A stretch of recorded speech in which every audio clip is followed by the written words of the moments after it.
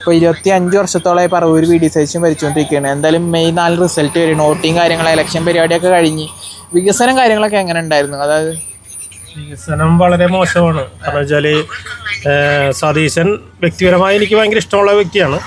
പക്ഷേ 25 വർഷമായിട്ടും ഇതുവരെയായിട്ടൊരു വികസനമില്ല. നമുക്കറിയാം എന്തുകൊണ്ട് വി ഡി സതീശൻ ജയിച്ചുകൊണ്ടിരിക്കുന്നു. ഇനി അടുത്ത വർഷവും ജയിക്കുന്നത് വി ഡി സതീശനാന്ന് പറയുന്നുണ്ട്.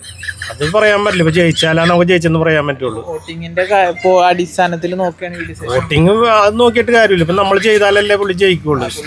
ഞങ്ങൾ എന്തായാലും ചെയ്തിട്ടില്ല, പക്ഷെ ഒരുപാട് ആൾക്കാർ ചെയ്തിട്ടാണ് റിപ്പോർട്ട് കിട്ടുന്നത്. റിപ്പോർട്ട് ഇപ്പൊ ഇങ്ങനെ പറയാന്ന് മാത്രമേ ഉള്ളൂ.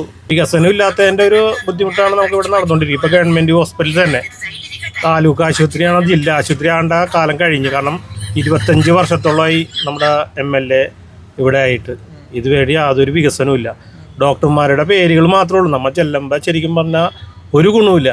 നമുക്കൊരു പെട്ടെന്നൊരു എമർജൻസി ആയിട്ട് വരുമ്പോൾ ആംബുലൻസുകാർ പുറകെ ഉണ്ടാവും. കാരണം അവിടെ നിന്ന് മടക്കി വിടുമെന്ന് അവർക്ക് ധൈര്യം ഉറപ്പാണ്. കാരണം അവിടെ ഡോക്ടറില്ല, മരുന്നില്ല എന്നും പറഞ്ഞിടും.